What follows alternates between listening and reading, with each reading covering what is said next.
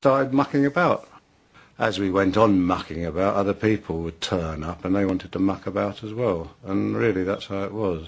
I mean, we certainly didn't take ourselves seriously, and we certainly didn't expect anyone else to take us seriously.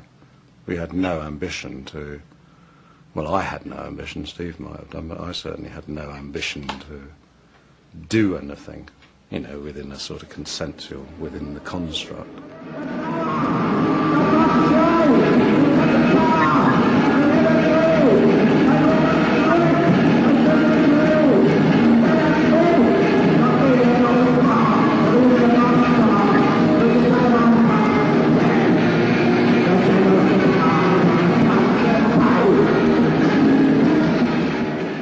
What exactly did you want to say? And welcome back to It's My Life. Now, today we're talking about money and work. Is that all there is to life? With us we've got Penny Rambaud. You're an anarchist, aren't you, Penny? I am indeed, yeah. Now, Mike's over there, he's getting castigated for having a point of view which doesn't fit in with the norm. I mean, why do you think that is? Why are people so anti anybody who thinks, well, I don't really believe. Well, I think there's one or two sort of fundamental flaws in the arguments that have been put forward here. I mean, once or twice Mike's been asked or told, well, you're using our taxes. Frankly, I'd prefer my taxes to go towards someone like Mike to live a decent, respectful life, which he obviously has. He doesn't want to conform to the standards which many of you seem to want to conform to, but just remember when you're wagging your finger at the dole that unemployment actually is a government policy. The capitalist system requires its unemployed, and it will create its unemployed. We've seen that time and time again. Those are sort of the sort of fundamental flaws in the sort of moral argument, if that's what you're coming forward with, which I think you really ought to be looking at, not casting finger pointing at, you know, some relatively innocent member of our society. I mean, obviously you were getting quite upset by some of the things that people were saying to you before, yeah. Mike. I mean, why do you think they do feel so strongly about it? Particularly what Tristan and Andre there. Perhaps because it's all they know. They've been brought up to feel this way and have never questioned anything that they're given. I don't know, I can't speak for them, and I wish they'd stop speaking for me. Ethan, you want to say something there? Well, it sounds of it here, you're trying to say, or it sounds as if you're trying to say that it's trying to sponge off all of us, okay? Now, if you look at... Quite a middle-class sort of point of view, I thought. Yeah, I mean, it happens to be the same class as I come from. I think one of the uses of privilege, if that's what we're talking about, is to employ privilege to those who don't have it. It always insults me to see people using privilege for their own ends, for their own means. The very point of an education, to my mind, is to broaden your privilege, your advantage, as widely within society as possible, and that happens to be a downward movement in terms of sort of social judgment. It's an absolute abuse of the sort of privileged education I've had to employ myself as a businessman. There are the needy, there are the people who have deprived lives, and the only use of my education and my background is to take that, everything I can to them, be it money, be it words, be it anything that I own, and I actually believe that in his way is what Mike's attempting to do. He hasn't come up with saying it, but he's certainly saying that to me before we came on the show. Okay, well, listen, we're going to be talking more about this, but after the break we're going to be talking to this young lady here, Rachel, and Rachel's, well, she says that she doesn't actually want to be rich, and you can find out why and what her plan is after the break.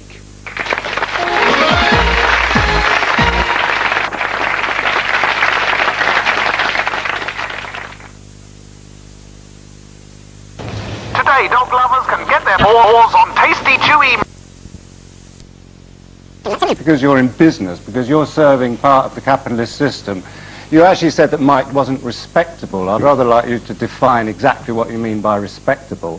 What exactly are you giving society? In what way are you helping us, the people who actually live within this society? The people we employ are obviously, they're paying their taxes, we were saying before, therefore we're creating this wealth. But you see, we confuse the words. No, sorry, excuse me, which wealth are you creating? Are the people who work for you getting wealthy? Well, it's definition of wealth, isn't it? Are they Yes, getting they are. comparatively wealthy to yourself? They should be, I mean, yes. I don't think so. I think you were introduced as a millionaire second time round. Trying. How many have you got on your No, staff that I'm sort of have those aspirations, or hope, or They've all got the chance? same wealth as me at the moment, because I'm trying again. Will they have in 2 years if you succeed? Absolutely. I don't think so. Have you Absolutely. I'm got not here common to share? defend that now, but actually I could defend They're that. shareholders. They're all shareholders in your Every company. single person in the company. Well, we've got the including moral capitalist amongst us, and I'm glad to meet you. But there are few, and you're an exception. I mean, Tristan, you're looking all very disapproving of all this anarchy and, you know, I mean, would you do what Rachel does and work for nothing? And I think it's a fantastic ideal, and if you, I think what it is basically if you can support yourself and you can buy your own clothes, buy your own food. We're constantly talking about a society. What is this society? A tiny amount of the wealth of this society is in the hands of a minute number of people. Meanwhile, thousands upon millions of people are living horrifically underprivileged lives. They're not given an education, they're not given a health service, they're not given bugger all.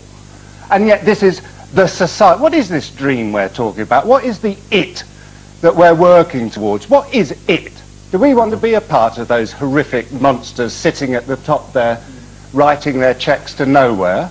I don't personally. I think I am a member of society, and those guys up there, they're the people who've dropped out because they've never dropped in. They've never got real to the fact that there's some important in. They've never got real to the fact that there's some importance about life beyond slavery of millions upon millions of people. 3/4 of the world are starving, and we talk about a society.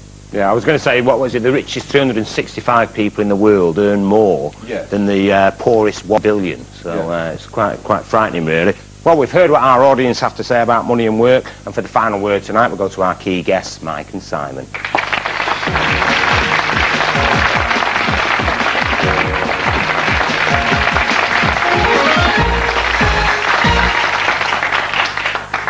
Mike, a lot of people, I mean, there are quite a few people on your side as well out there. Did you think that, I mean, what do you think about your place in society now, and from what you've heard of what people had to say out there, a lot of different opinions? I think you talk a lot about society that in reality doesn't exist. This is something that the government tells you exists, and you're forced to believe it. If there was any society, people wouldn't treat each other the way they do. You can't walk down the street without somebody giving you dirty looks or something, and you can't walk out of your house without thinking, oh, am I ready to go out? That's not society. This is what you believe society is just other people's perceptions of you. And none of you are in any way trying to work on what's inside yourself, who you are. You're trying to do things for other people. So live your life through the eyes of other people, or almost like the way perhaps you're brainwashed. Are you brainwashed and living your life through other people's perceptions of you, Simon? No, I'm doing virtually everything for me. So I won't say I'm being brainwashed by society. What I took from the debate, though, was there was this thing about money and ambition. You can be ambitious and not look for money. Money's not the driving force in my life. My driving force is to be happy. Okay, and you get the final word tonight, Mike. Well, I find, from talking to Simon, I found him an incredibly nice person and a decent human being. He has no problem with the way I live my life. He has no problem with me or people like me, because he is a respectable, open-minded citizen who maybe does want some money, wants a bit of success, but that's just his idea of success. He understands that not all people want the same sort of success. And it'd be a boring world if we did. Yeah. Listen, thanks a lot, Mike. Thank you, Simon. Well, you can be sure that whatever anyone else says, both Mike and Simon are going to go down the road they choose. That's the message that's coming out from today's discussions. Young people are not going to do what other people tell them. They're going to decide for themselves. Till next time, from It's My Life, think positive and goodbye.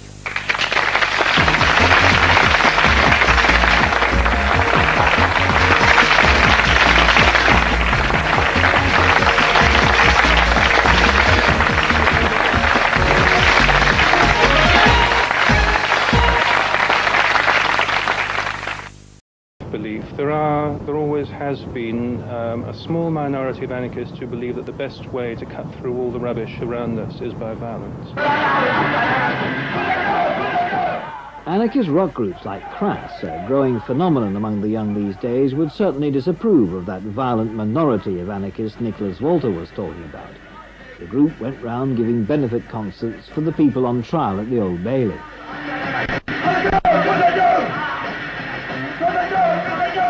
Crass and what they represent are attacked politically from all sides. The right see them simply as criminals out to destroy the existing structures of society. The left see them as hopeless utopians, deviationists, nearer to a bunch of bandits. As for the authorities, they don't like anarchists in general because they're unpredictable. You can never tell how they're going to react to a given political situation. Safe so long as their aggression expresses itself in music, for example. Dangerous if they decide on some kind of direct action against authority. The kind of action they suspected Ronan Bennett had been involved with in Belfast. And so begins the first anarchist clash with authority since the days of the Angry Brigade. But today's new wave culture is 6 years on from the libertarian era of the Stoke Newington 8, as the Angry Brigade was sometimes called. Different people, different attitudes, different politics, different lifestyles, and above all, different reaction to it all from the authorities. A reaction conditioned by the years of terrorist war in Northern Ireland and the effect that that's had on security in Britain as a whole. Specifically, though, the background of the trial that ended today starts at a scene that couldn't be further from the punk rock platform of an anarchist gig.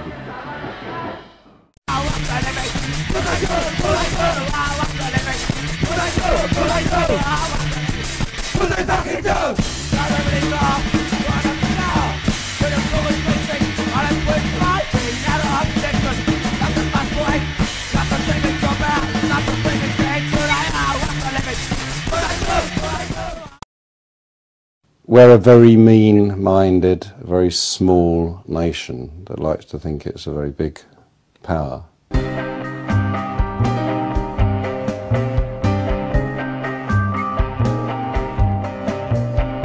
Britain is attempting to cling on to that power, basically through the sort of endless oppression of its own people now. You know, as the empire crumbled, as the finances crumbled, as the slavery crumbled, you know, so, you know, increasingly we as Britons, you know, are put into a form of slavery. I mean, we've got the lowest minimum wage in Europe, we've got the lowest standard of living, we've got the lowest standard of health care, the lowest standard of education, blah, blah, blah, blah, blah. It's a very, very, very mean country. I mean, I've said it before and I'll say it again, you know, I think we are, the British are the most oppressed nation in the world. And the evidence of that is our stability. We have been kept under the thumb. There's been no revolution, there's been very little street action. What is viciously squashed in a way unparalleled. The secret services in this country are probably the most efficient, long-standing, etc., etc. So, you know, the whole machinery of oppression in this country is greater than in any other country in the world. It's an absolute essential to the English way of life, knowing where you belong. And if you don't know, you'll soon be reminded. You don't have to have someone go around like the Nazis used to do in the concentration camps, whipping people's backs. Because people are doing it themselves. They get up in the morning, get the switch and start whipping themselves to do mindless, stupid things for nothing. The entire legal profession, the entire military, the entire literary world is dominated by people from privileged classes, from the upper classes. Now, you can't buy yourself into the upper class. It's not like America where money defines class. In this country, background defines class, and it's still it's as deeply ingrained into the English character, you know, as is the caste system in India, except it's not quite so explicit. It doesn't need to be, because every one of us as a Brit understands exactly where we belong. And we understand it just by the accent, our accent. That's enough. You don't need any more than that. If you're stopped, if I'm stopped by the police, you know, out on the street, my accent will immediately inform him or her of what essentially I'm going to be thinking, or what my expectations are, or how I'll defend myself. It's absolutely written into our whole sort of social conditioning. And for example, I don't look like a sort of upper middle class gentleman, but I sound like one. So when I go into a shop, because I look a bit trampish, then I'll probably create interest from the security. But I only need to open my mouth and they'll think, oh, well, that's all right, here's a sort of upper class eccentric, rather than a working class tramp. That sort of thing. I mean, it's just in play all the time. That's how the whole structure of British society is built, around the class system.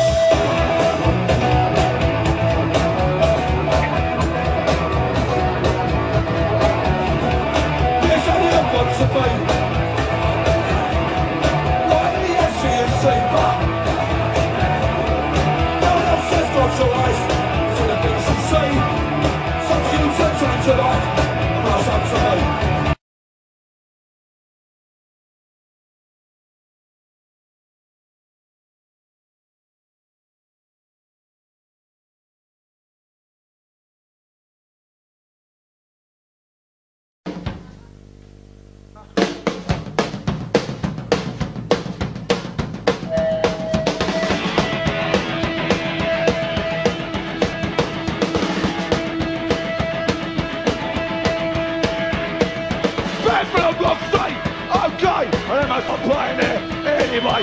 So they only wanted from the old boy. Fingers on the mother, mother, damn fucking toy. Back up, turn to my stay. Kids what I feel is wrong with this thing. Just sit there when they're up bed asses. Beat up the sweat, let's bullshit club. Get it from the bell, got the fingers on the back. Got control, won't let it take a go. Through the baby out to the one of a gun. Through the bell boss, then I'm in a bun. So you ain't no funny. You're in the front yard to the machine gun. Until I'm eight. My name the action. I'm going fast. Got a fucking nerve. Through the defense. So it's deep and it's not a best thing. We take a lot of people left the DNA. I'm a dead points for a pop.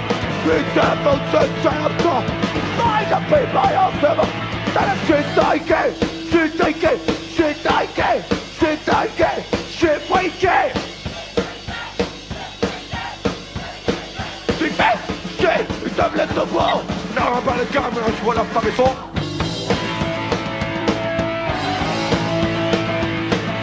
Just a day, best as a sea. Well, I you must be. Now I'm mate.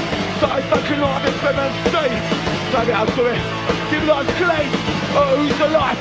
Who's second life? Oh, that fucking life talking so. Who's life? Who's fucking life? Do my thing. It ain't me and you. System strike everywhere. School of a church. What you feel? That's the reality based on fear. But conspiracy is not being real. Right on me. So I fucking wrong. I'm clearly jump. I've got me song. Bad from what say. I don't must start playing it. Anyway. Bob!